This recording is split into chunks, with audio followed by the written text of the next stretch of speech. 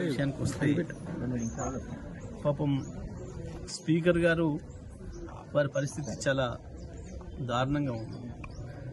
ఆయన ఆత్మసాక్షిగా పనిచేసే పరిస్థితులు లేడు, చట్ట ప్రకారం కూడా పనిచేసే పరిస్థితులు లేడు. బహిరంగంగానే మా పార్టీ మారిన ఎమ్మెల్యేలు గతంలో కాంగ్రెస్ పార్టీ కార్యక్రమాలు పాల్గొన్నారు, పార్లమెంట్ ఎన్నికల్లో కాంగ్రెస్ పార్టీ కార్యక్రమాల్లో పాల్గొన్నారు. మేము అవన్నీ కూడా సబ్మిట్ చేసినాం. కాంగ్రెస్ పార్టీ సమావేశాలలో పాల్గొన్నారు, హైదరాబాద్లో జరిగిన ఏఐసిసి సభలలో పాల్గొన్నారు. అన్నీ కూడా కాంగ్రెస్ జెండా వేసుకొని తిరుగుతున్నారు. అన్నీ సబ్మిట్ చేసిన దానికి కూడా స్పీకర్ గారికి కనపడలేదట. వాళ్ళు చాలా వికార్సైన చాలా బుద్ధి కలిగిన బీఆర్ఎస్ పార్టీ ఎమ్మెల్యేలుగానే తిరుగుతున్నారట, కేసీఆర్ శిష్యులుగా తిరుగుతున్నారట. మరి నిన్నివాళ గత వారం రోజులుగా ప్రతిరోజు మీడియాలో వస్తుంది, కనబడుతుంది.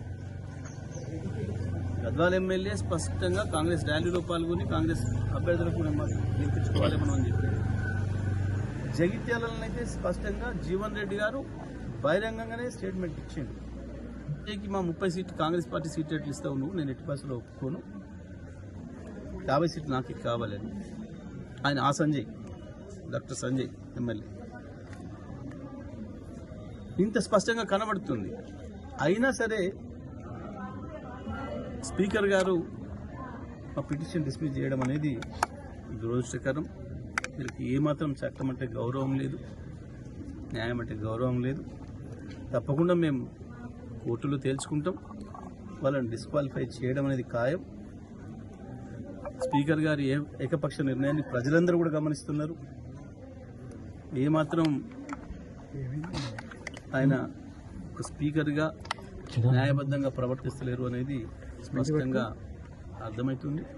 వీటన్నిటి ప్రభావం కూడా స్థానిక సంస్థల ఎన్నికలు కూడా పడుతుంది, మున్సిపల్ ఎన్నికలు కూడా పడుతుంది. ప్రజలు సరైన బుద్ధి చెప్తారు. కోర్టు ద్వారానైనా మేము వాళ్ళని డిస్క్వాలిఫై చేయిస్తాం, వాళ్ళని ఓడగొట్టి తీరుతాం.